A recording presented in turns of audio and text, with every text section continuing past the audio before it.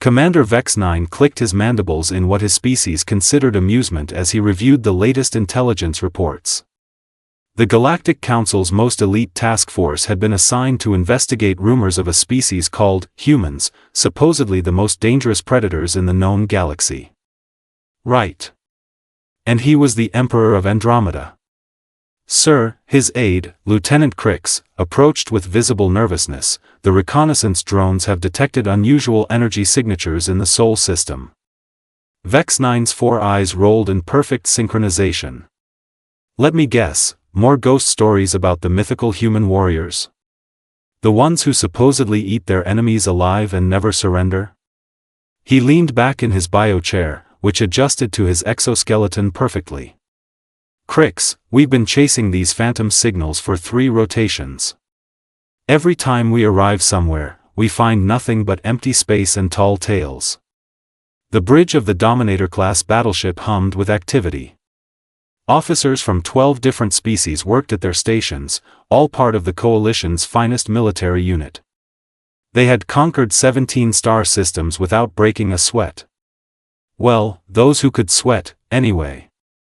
But sir, Crix persisted, his translator device crackling slightly, the energy readings are unlike anything we've encountered. They're primitive, yet somehow incredibly powerful. Primitive?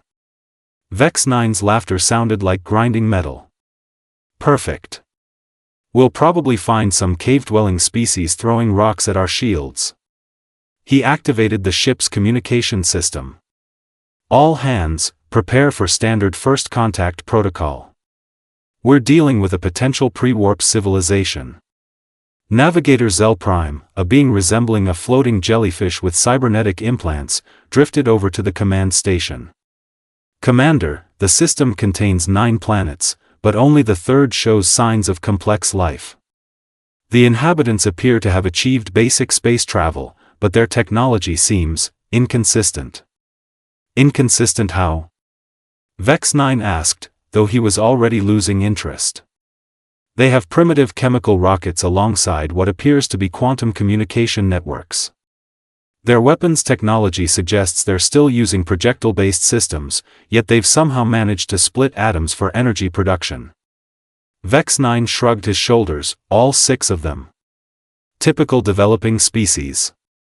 They advance in fits and starts, never maintaining consistent technological growth. We'll make contact, assess their resources, and add them to the Coalition. Standard procedure. As the fleet approached Earth's solar system, Chief Science Officer Click7 began running detailed scans.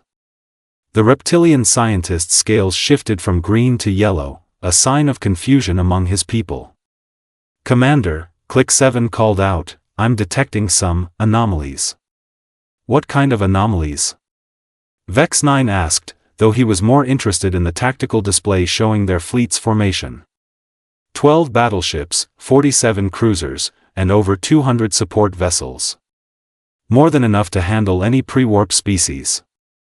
The planet's surface shows evidence of extensive industrialization, but also massive areas of deliberate conservation.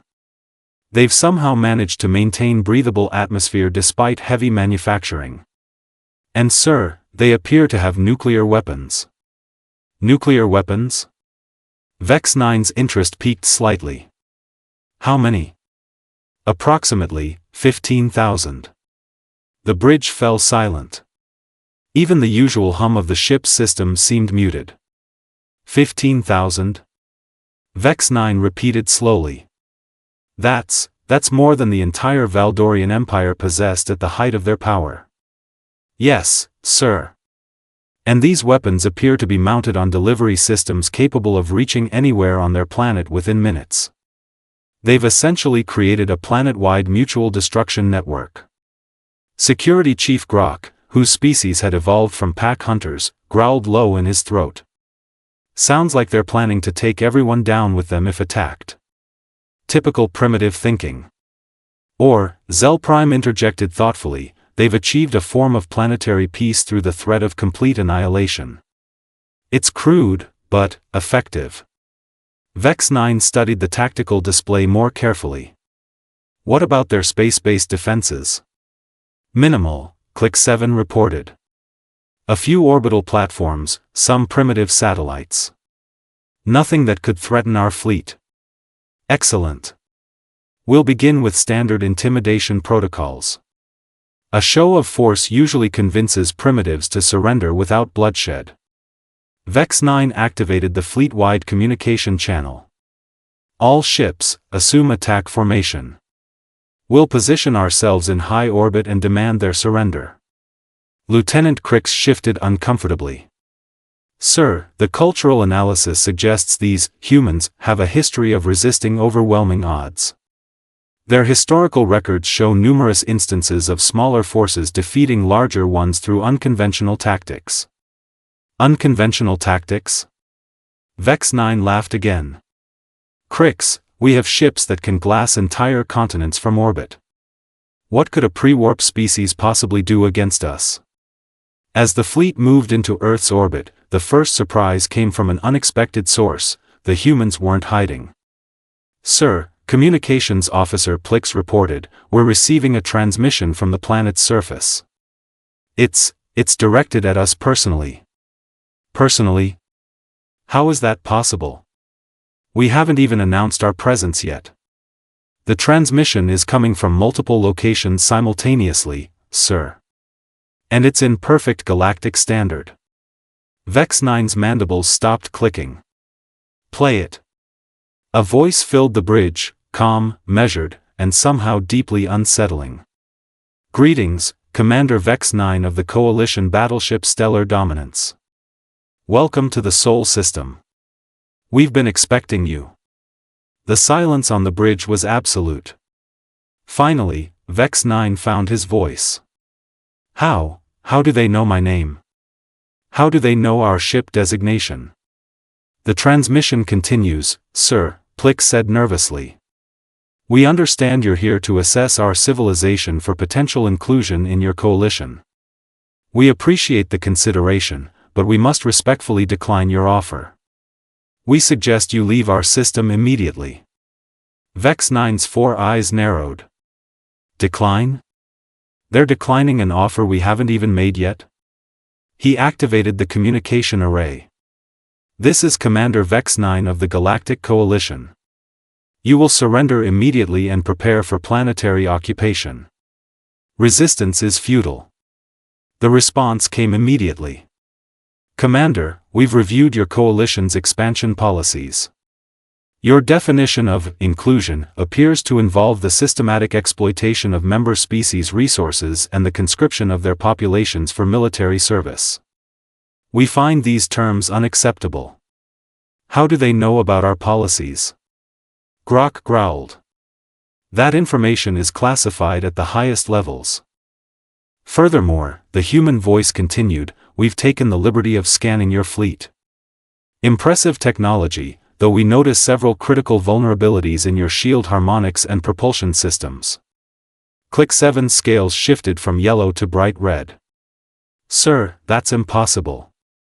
Our defensive systems are encrypted with quantum-level security.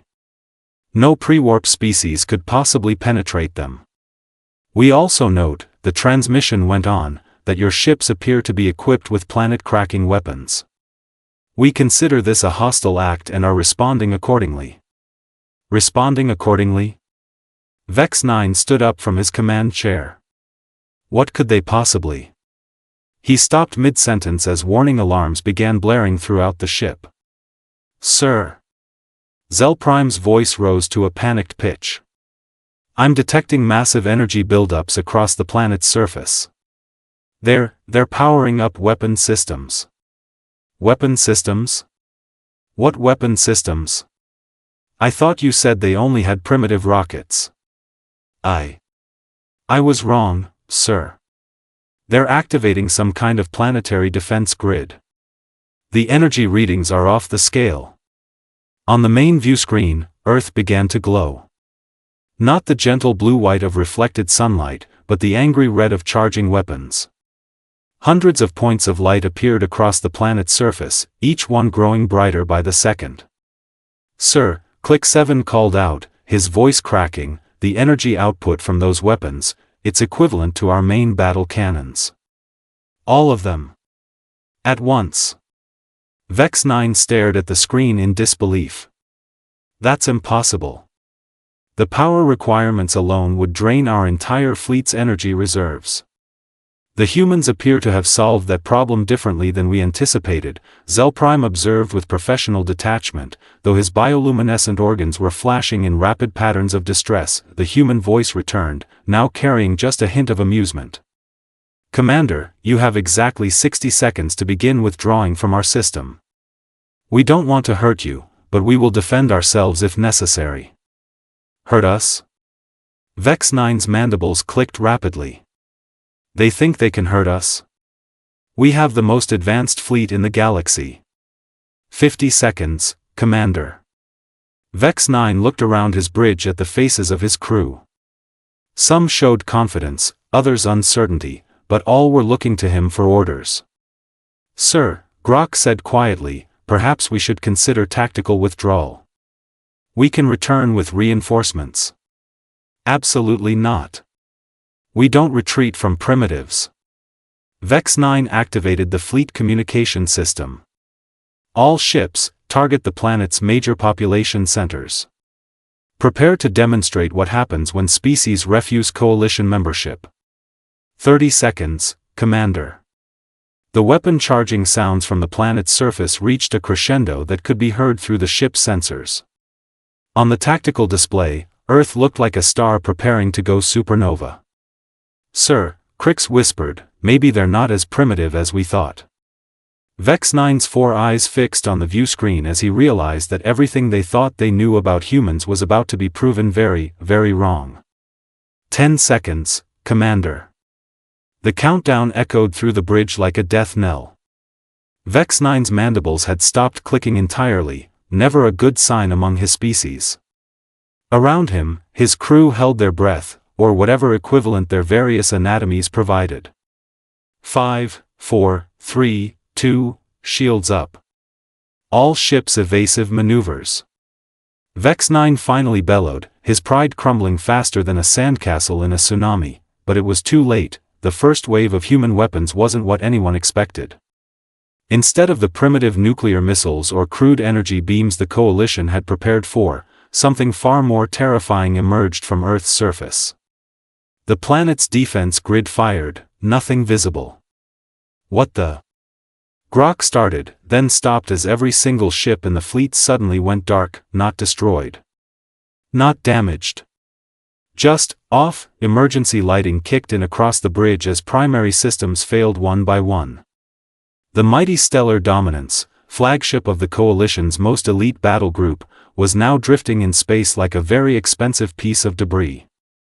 Report. Vex-Nine shouted into the emergency communications system. Sir, Click 7's voice came through crackling static, they've somehow disrupted our quantum field generators. Our ships are completely powerless. How is that possible? Vex-Nine demanded. Our technology is centuries ahead of theirs. The human transmission resumed, and somehow their communication system still worked perfectly. Commander, you seem surprised. Did you really think a species that survived multiple global wars, ice ages, asteroid impacts, and several near-extinction events would leave their planet undefended? Lieutenant Crix, working frantically at a manual console, managed to restore minimal sensors. Sir, I'm detecting movement from the planet's surface. They're launching something. On the flickering main screen, hundreds of small craft rose from Earth like a swarm of angry insects. But these weren't the primitive rockets the Coalition had expected. These ships moved with impossible grace, seeming to bend the laws of physics as they accelerated without any visible propulsion system. How fast are they moving? Vex-Nine asked, though he dreaded the answer. Faster than our fastest interceptors, sir. And they're not following standard orbital mechanics. They're taking impossible flight paths. Navigator Zellprime's bioluminescent organs flashed in rapid confusion patterns. Sir, those craft are performing maneuvers that should tear them apart from gravitational stress. The acceleration forces alone should liquefy any biological pilot. The human voice returned, and now there was definitely amusement in it. Commander, meet the Earth Defense Corps. The pilots you're seeing have been enhanced through a process we call augmentation. They can withstand forces that would turn most galactic species into paste. Enhanced? Vex-Nine repeated weakly. Oh yes. You see, humans have this interesting trait: we adapt. Not just culturally or technologically, but biologically. We've learned to enhance our natural abilities through cybernetic implants, genetic modification, and neural interfaces. The pilots approaching your fleet can think and react faster than your ship's computers. Security Chief Grok's growl had turned into more of a whimper. Sir, we need to get our weapons online. Now. Weapons? The human transmission had apparently picked up Grok's comment. Chief Grok, we've already demonstrated that we can disable your ships at will. Why would you think your weapons would be more effective than your shields? The silence that followed this statement was broken only by the sound of various crew members checking their universal translators, convinced they must have malfunctioned. How do they know my name? Grok whispered. The same way we knew all your names before you arrived, the human replied cheerfully. We've been monitoring galactic communications for decades. Did you really think your secure channels were actually secure? Your encryption methods are based on mathematical principles we solved centuries ago. Click 7 scales had shifted through the entire color spectrum and were now settling on a sickly purple that indicated complete terror. Sir, if they've broken our communications encryption, they know everything. Our fleet positions, our tactical doctrines, our political structure, our weaknesses, Zellprime added helpfully. The human craft had now surrounded the Coalition fleet in a perfect sphere formation. Each ship was small enough to fit inside the Coalition vessel's cargo bays, yet somehow they had completely neutralized the most powerful military force in known space. Commander Vex-Nine, the human voice continued, we'd like to make you an offer. An offer? Vex-Nine found his voice again, though it came out as more of a croak. Yes. We propose a cultural exchange. We'll restore power to your ships, provide you with detailed specifications of our defensive capabilities, and share some of our technological innovations. In return, you'll return to the Galactic Coalition and inform them that Earth is under human protection. Protection? Grok laughed, though it sounded more hysterical than amused. You're offering to protect yourselves? Not just ourselves, Chief Grok.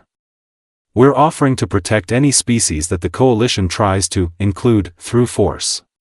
You see, we've been studying your expansion policies, and frankly, we find them morally objectionable. Vex-Nine's 4 eyes widened. You're threatening the entire Coalition? Threatening? Oh no, Commander. We're making a promise. Earth will serve as a sanctuary for any species that wishes to maintain their independence. We'll provide technological assistance, defensive support, and protection from forced conscription. Lieutenant Crix managed to get a partial tactical display working. Sir, I'm detecting additional energy signatures throughout the system.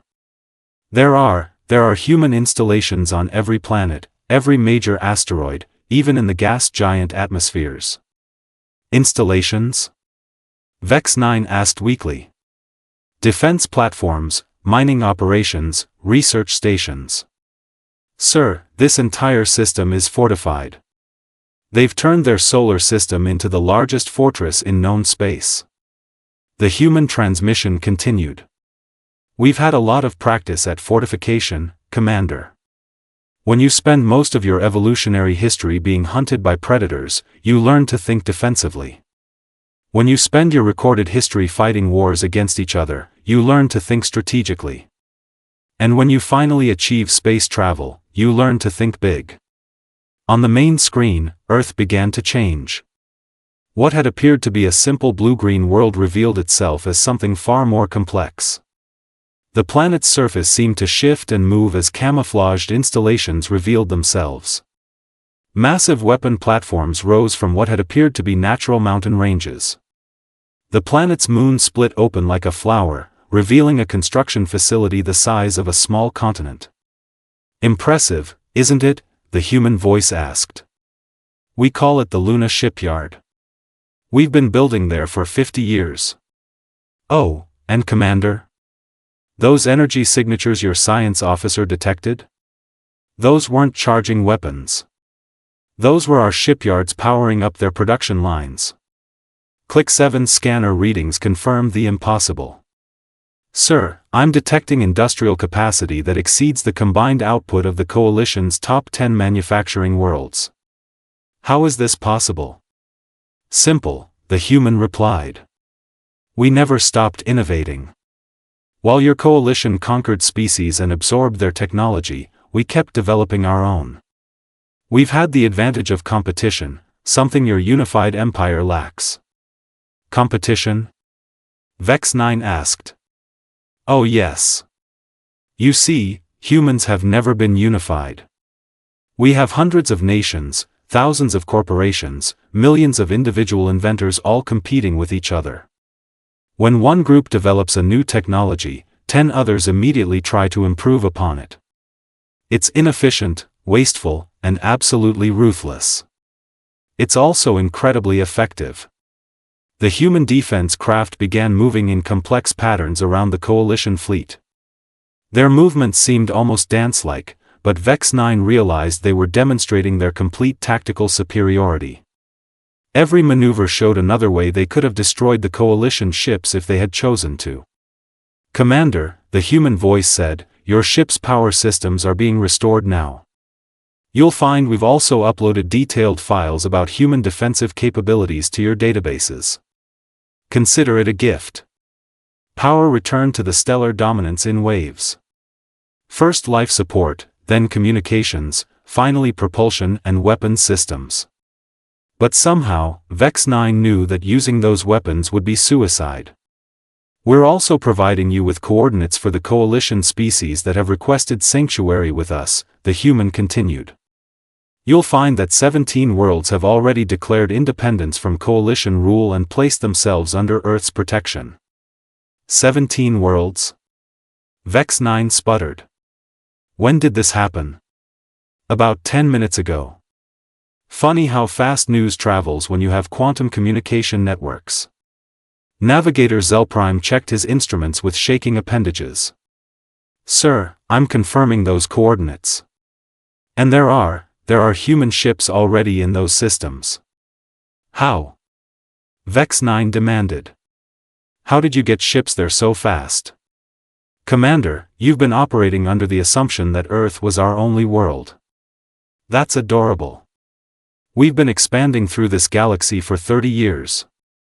We just did it quietly." The tactical display lit up with new contacts as human ships decloaked throughout the solar system. Not dozens, not hundreds, but thousands. Ships of designs the Coalition had never seen, using technologies that shouldn't exist. "The difference between humans and most species," the transmission continued, "is that we never assumed we were the smartest, strongest, or most advanced.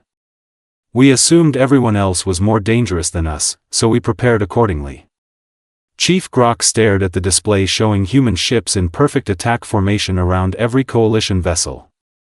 "Sir, we're not just outgunned. We're outmaneuvered, outthought, and completely at their mercy." "But here's the interesting part," the human voice said. "We don't want to conquer you. We don't want to rule the galaxy. We just want to be left alone to develop in peace. So we're making you a deal, Commander Vex-Nine." "What kind of deal?" Vex-Nine asked, though he suspected he already knew. "Return to the Coalition. Tell them that Earth is officially neutral territory. Any species that requests sanctuary will receive it. Any Coalition force that tries to enforce conscription or forced membership will be discouraged. In return, we'll share some of our less dangerous technologies and maintain peaceful trade relations." "And if the Coalition refuses?"